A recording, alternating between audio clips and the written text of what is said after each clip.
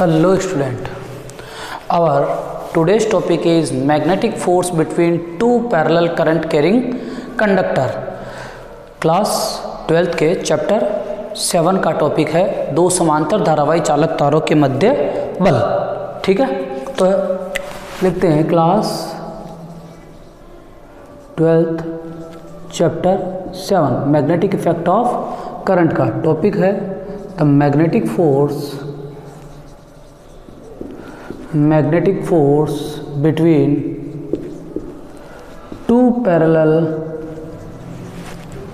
current carrying conductor। Hindi में बोले तो दो समांतर धारावाही चालक तारों के मध्य बल, चालक तार के मध्य चुंबकीय बल। तो भाई ये तो हो गई अपनी हेडिंग। अब बात करते हैं कि दो पैरेलल करंट कैरिंग कंडक्टर, मतलब कि दो तार हैं, एक वायर और दूसरा वायर बना देते हैं। तो एक वायर तो ये रहा और दूसरा वायर इसके पैरेलल में, और दोनों वायर इनफाइनाइट लेंथ के। ठीक है, इस वायर में एक वायर में करंट फ्लो हो रही है I1 और दूसरे वायर में करंट फ्लो हो रही है I2, और दोनों वायर में जो धारा प्रवाहित होती है वो समान दिशा में होती है। दोनों वायर में जो करंट फ्लो होती है वो सेम डायरेक्शन में होती है। ये वायर 1 है और ये वायर 2 है, मतलब कंडक्टर 1 और कंडक्टर 2। अब ये वायर में जब करंट फ्लो करेंगे तो ये अपने चारों ओर क्या प्रोड्यूस करेगा, मैग्नेटिक फील्ड प्रोड्यूस करेगा। सेम इसी ये वायर के अगर मैं करंट फ्लो करूँगा तो ये भी चारों ओर क्या प्रोड्यूस करेगा भाई, मैग्नेटिक फील्ड प्रोड्यूस करेगा। ठीक है भाई, तो जब इस वायर के कारण ये वायर यहाँ पर कोई ना कोई पॉइंट होगा, बोल देता हूँ कि P2 पॉइंट पर प्रोड्यूस मैग्नेटिक फील्ड होगा कोई ना कोई। यहाँ I1 के कारण P2 पर मैग्नेटिक फील्ड होगा B1। सेम I2 के कारण P2 पर मैग्नेटिक फील्ड होगा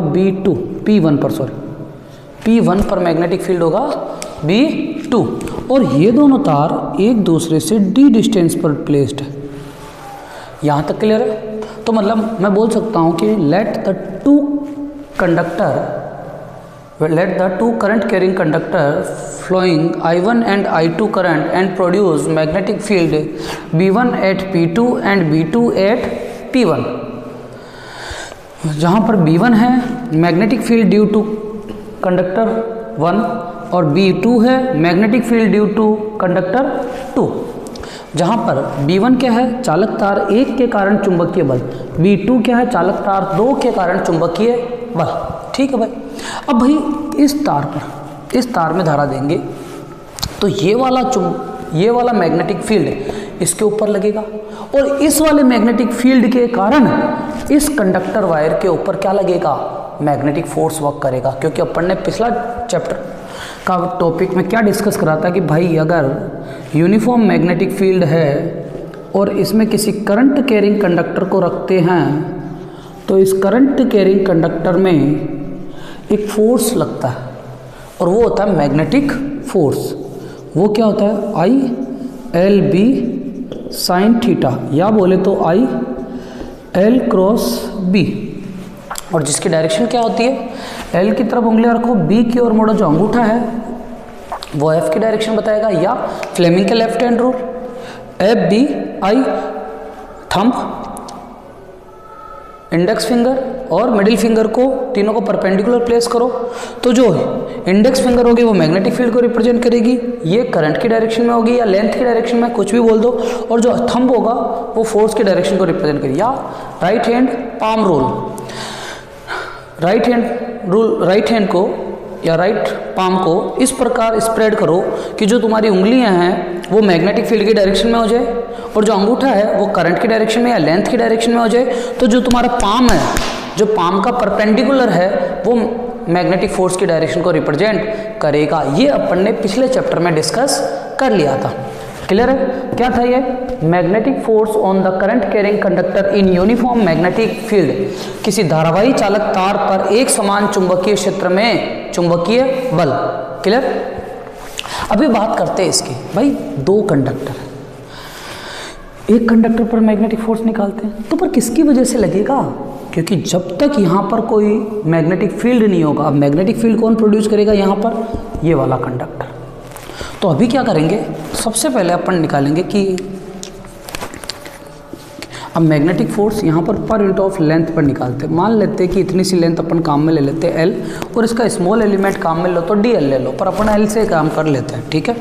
तो सबसे पहले क्या स्टार्ट करते हैं कि the magnetic force on the conductor 2, magnetic force on the conductor 2 due to V1 magnetic field produce by the conductor 1।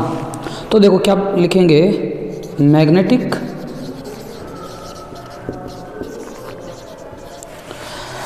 Force on the conductor 2 due to magnetic field produce by the conductor 1 क्या है? B1। तो magnetic force on the conductor 2 due to 1, और magnetic force का formula क्या होता है वहाँ से? ILB sine theta. तो ILB साइन थीटा, लेकिन L तो ये कंडक्टर है, B भाई किसके अंदर, यहाँ कौन सी करंट जा रही है? इस कंडक्टर में कौन सी करंट जा रही है? I2। तो I2 पर ये मैग्नेटिक फील्ड कौन सा लगा रहा है? यहाँ पर मैग्नेटिक फील्ड कौन लगा रहा है? पहले वाले कंडक्टर का। तो क्या आ जाएगा? B1। नोटेशन पर ध्यान देना, पहले बोल रहा हूँ, कंडक्टर कौन सा है? 2 वाला, ये वाला। इसके अंदर करंट कौन सी फ्लो कर रही है? I2 पहला, ओके। लेंथ तो वही है, L लिया आपने। अब मैग्नेटिक फील्ड इसके ऊपर काम कौन सा कर रहा है? जो इसके ऊपर फोर्स लगाएगा, इसके द्वारा प्रोड्यूस मैग्नेटिक फील्ड, तो कौन है? B1 और साइन थीटा। अब देखो यहाँ पर L और B के बीच का एंगल कितना? B इस तार की वजह से, ये कंडक्टर ऊपर है, इस तार की वजह से B किधर है? क्रॉस, ठीक है। अगर B इधर है और कंडक्टर में करंट इधर फ्लो कर रही है, तो मतलब L इधर है, तो B और L एक दूसरे के क्या दिख रहे हैं बेटा? परपेंडिकुलर। तो थीटा कितना डिग्री का होगा? 90 डिग्री। तो यहाँ पर लिखेंगे L एंड B1 दोनों परपेंडिकुलर है, तो थीटा बराबर 90 डिग्री, और साइन 90 की वैल्यू क्या होती है? 1। साइन 90 की वैल्यू क्या होती है? 1 रखते हैं यहाँ पर। तो force on the conductor 2 due to 1 I2 L B1 sine 90, और साइन 90 की वैल्यू चिपका दो 1। तो force on the conductor 2 due to conductor 1, तो I2 L B1, यह आ गया फोर्स, मैग्नेटिक फोर्स। क्लियर है? पर यहाँ पर जो B1 है वो कौन सा कंडक्टर प्रोड्यूस करता है? ये वाला, पहला वाला कंडक्टर। और अपन ने पढ़ा है कि the magnetic field produce by the long and straight conductor at the some distance D is, इसके स्टार्टिंग पहली डेरिवेशन थी कुछ ऐसी कि D डिस्टेंस पर कोई पॉइंट P है जिसमें से अगर I करंट फ्लो कर रही है, तो यहाँ पर जो प्रोड्यूस मैग्नेटिक फील्ड होगा वो mu naught I upon 2 pi D होगा। पर कंडक्टर क्या हो? इनफाइनाइट लेंथ का। याद है थोड़ा थोड़ा? तो ध्यान रखना, अगर इनफाइनाइट लेंथ का कंडक्टर है, उसके द्वारा D डिस्टेंस पर प्रोड्यूस मैग्नेटिक फील्ड कितना होगा? Mu naught I upon 2 pi D. अगर अनंत लंबाई का धारावाही चालक तार है, तो उसके द्वारा बिंदु P पर, जो उससे D दूरी पर स्थित है, उस पर चुंबकीय क्षेत्र क्या होगा? Mu naught I upon 2 pi D. तो यहाँ पर अपन क्या लिखेंगे? हम जानते हैं कि we know that magnetic field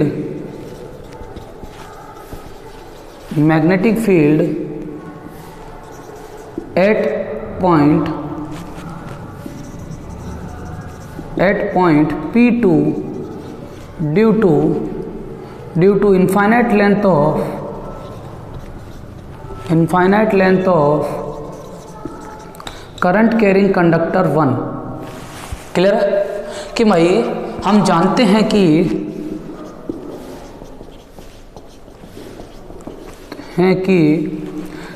किसी अनंत लंबाई के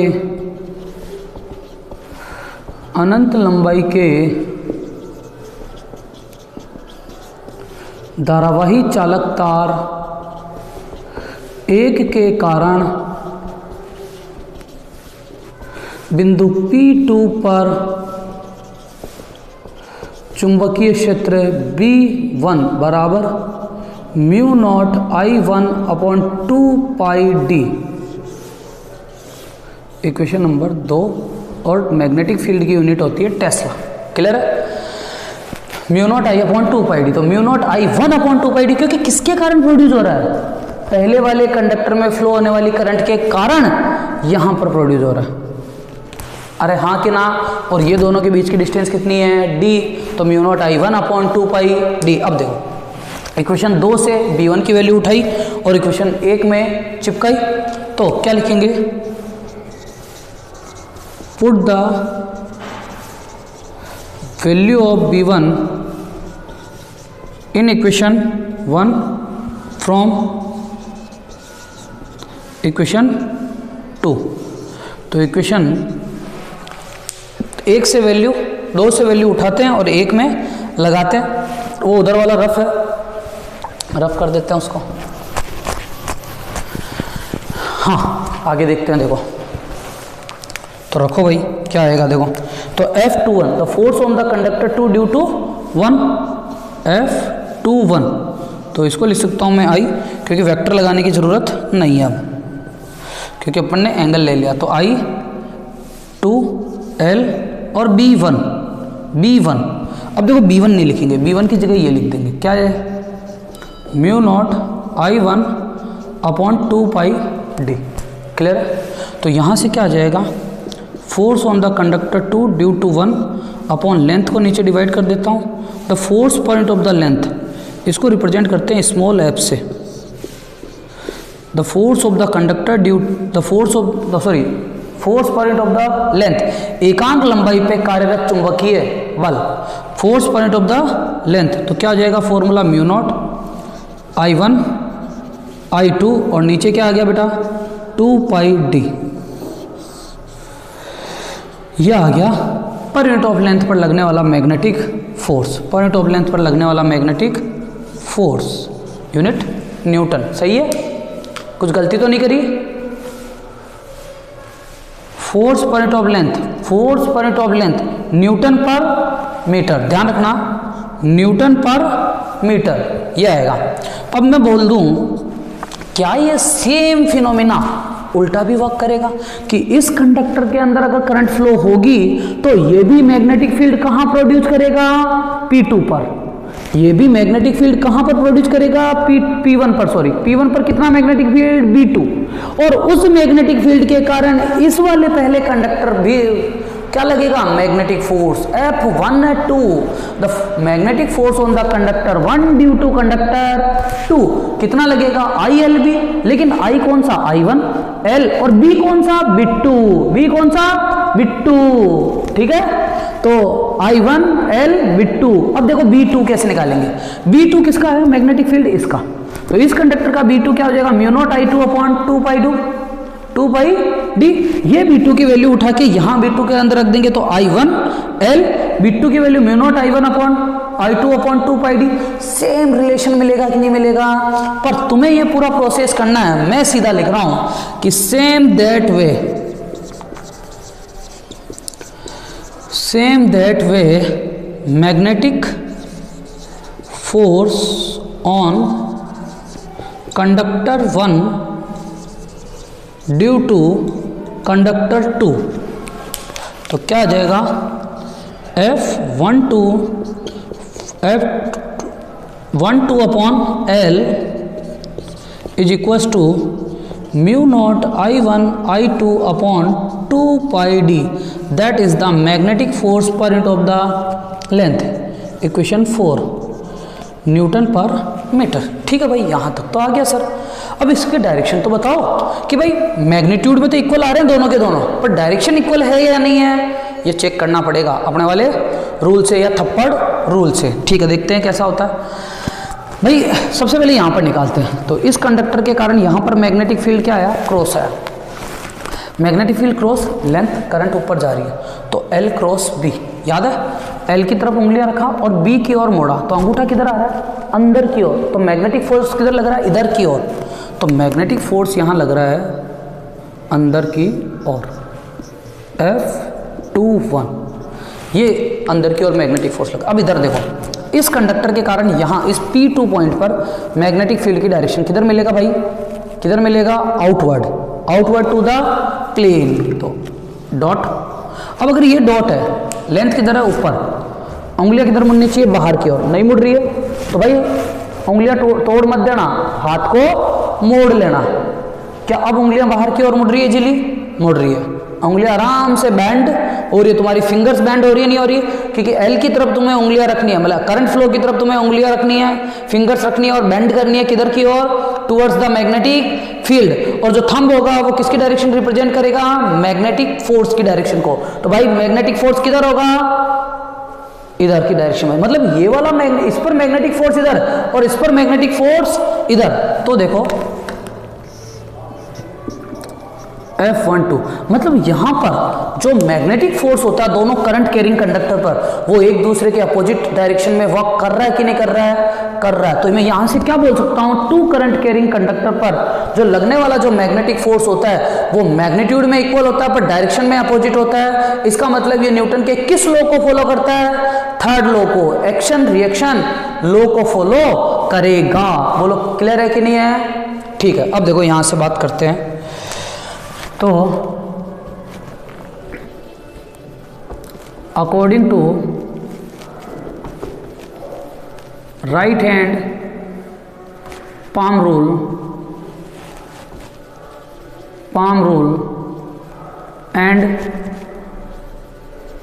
and from equation 3 and 4 state that the magnetic force on two current carrying conductor is equal in magnitude but opposite in direction।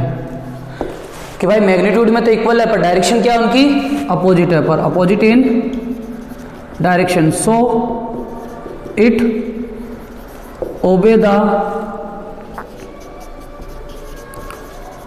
Third law of Newton. कौन सा? Action reaction law, क्रिया प्रतिक्रिया के नियम की पालना करता है। तो अपन इसको क्या लिख सकते हैं? सो दैट F12 बराबर माइनस का F21। ये होगा कि नहीं होगा? ये चीज़ समझ में आई नहीं है। क्लियर है? तो यहाँ पर अपना जो टॉपिक है वो तो कंप्लीट हो गया। क्या है? Magnetic force between two parallel current carrying conductor, दो समांतर धारावाही चालक तारों के मध्य चुंबकीय बल। तो भाई कोई भी दो करंट कैरिंग कंडक्टर होंगे तो एक तो क्या करेगा? मैग्नेटिक फील्ड प्रोड्यूस करेगा और उस मैग्नेटिक फील्ड के कारण दूसरे तार पर मैग्नेटिक फोर्स लगेगा, क्योंकि खुद पर फोर्स नहीं लगा सकते। खुद पर कोई भी फोर्स नहीं लगता। अगर एक मैग्नेट है, वो एक मैग्नेट खुद पर फोर्स नहीं लगाएगी, ना वो खुद को अट्रैक्ट करेगी ना वो खुद को रिपेल करेगी। वो कब अट्रैक्ट और रिपेल होगी? जब कोई दूसरा मैग्नेट या जब कोई दूसरा मैग्नेटिक सब्सटेंस उसके पास में लेके जाते हैं। तो मतलब एक मैग्नेट दूसरे पर कब फोर्स लगाएगी? जब वो दोनों अलग अलग हो, उन दोनों के मैग्नेटिक फोर्स अलग अलग हो। वैसे ही चार्ज में होता है, वैसे ही मास में होता है। क्लियर है? तो ये चीज अपन धीरे धीरे आगे पढ़ते जाएंगे। क्लियर है यहाँ तक? अब आता है इसमें एक most and very very important definition जो कि तुमने 11th क्लास में डिस्कस करी थी, पर तुम्हें ये नहीं पता कि वो होती कैसे। जो डेफिनेशन है 1 एम्पियर की। कितने एम्पियर की? 1 एम्पियर की एसआई डेफिनेशन। तो वो अभी डेफिनेशन अपन डिस्कस करेंगे। यहाँ तक ओके है? क्लियर है? तो इसको रफ कर सकते हैं अपन। ठीक है बेटा, स्क्रीनशॉट ले लो इसका। ठीक।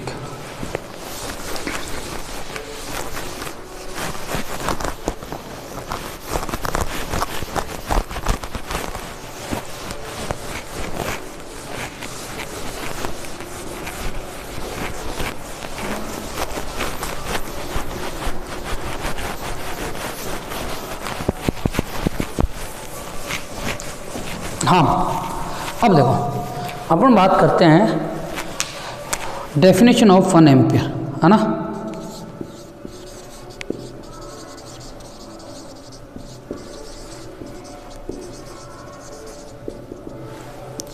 बोले तो 1 एम्पियर की परिभाषा अब कैसे काम करेगी वो भी देखते हैं। अब देखो भाई 1 एम्पियर की परिभाषा लेनी है तो यहाँ से ये इक्वेशन उठाएंगे। तो क्या इक्वेशन उठाएंगे? The force per unit of the length, तो मैं इसको बोल सकता हूँ F अपॉन L, तो mu naught I1 I2 upon 2 pi D. ये इक्वेशन अपने पास है, इक्वेशन नंबर 3 या 4 जो भी तुम बोलना चाहो, न्यूटन पर मीटर, क्योंकि यहीं से ही तो इक्वेशन उठाई है अपन ने। तो ठीक है, ये यहाँ पुट कर ली तो अब इसको हटा सकते हैं। मैंने कोई 1 2 और मैंने कोई 2 1 नहीं लिखा, क्योंकि दोनों ही एक दूसरे में क्या है, इक्वल है। अब देखो कंडीशन क्या लगाएंगे। अब कंडीशन लगाएंगे कि इफ़ यहाँ पर यदि इफ़ अगर म्यू क्या I1 और I2 इक्वल है, कि दोनों ही कंडक्टर में सेम करंट फ्लो कर रही है, ठीक है, और दोनों के बीच की जो डिस्टेंस है वो 1 मीटर है। दोनों कंडक्टर के बीच की डिस्टेंस कितनी है? 1 मीटर है। और दोनों कंडक्टर पर जो force per unit of the length work कर रहा है वो 2 × 10⁻⁷ न्यूटन पर मीटर का वर्क कर रहा हो,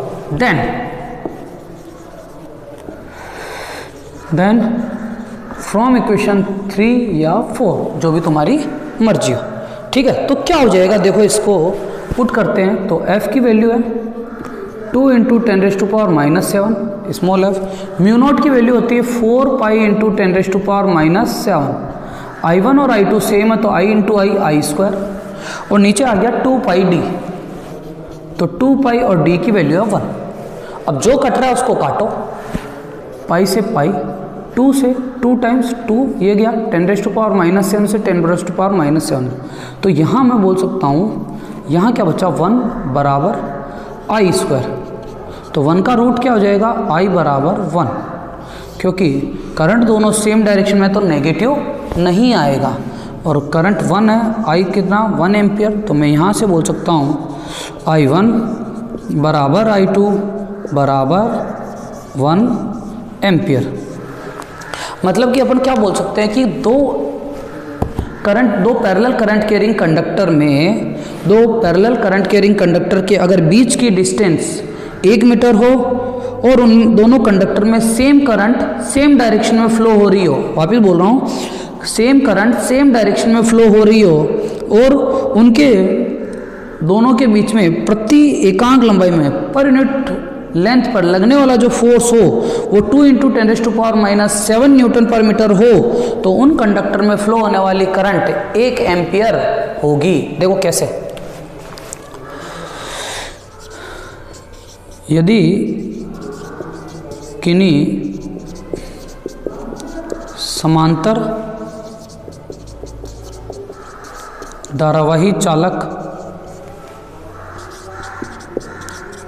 तारों में समान धारा समान दिशा में प्रवाहित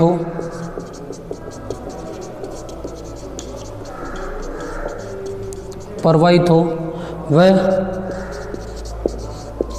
उनके मध्य की दूरी 1 मीटर हो, वह उनकी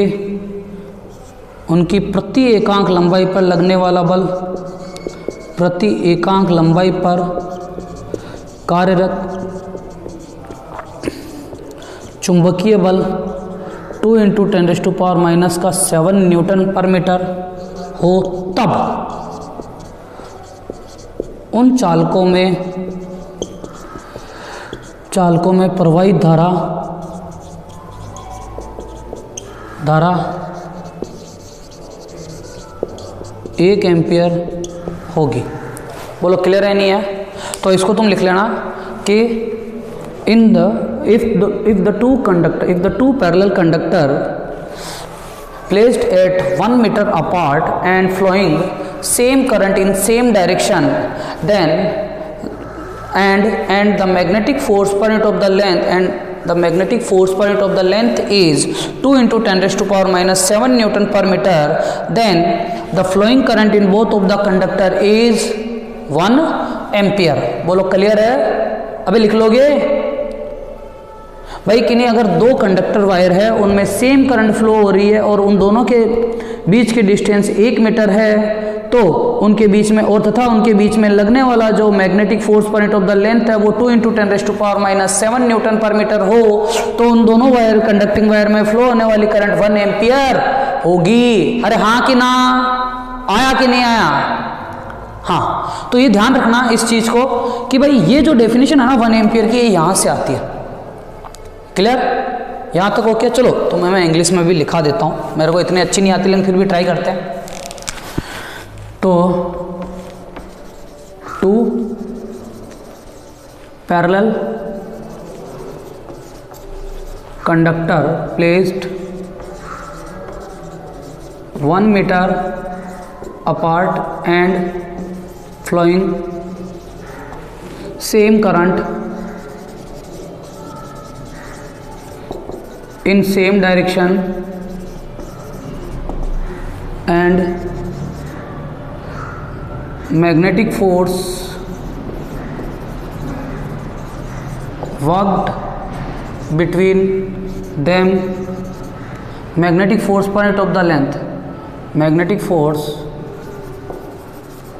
per unit length worked between them is 2 into 10 raised to power minus 7 Newton per meter, then current flowing both of the conductor, current flowing in both of the conductor is कितना ampere? 1 ampere. ये हो गई 1 ampere की तुम्हारी SI definition. इसको बोलते हैं, हिंदी में बोलते हैं कि 1 एम्पियर की अंतर्राष्ट्रीय परिभाषा दीजिए, तुम्हें तो ये लिखनी है, ये ध्यान रखना। क्लियर है सबको यहाँ तक? ओके, तो आज के लिए थैंक यू बेटा।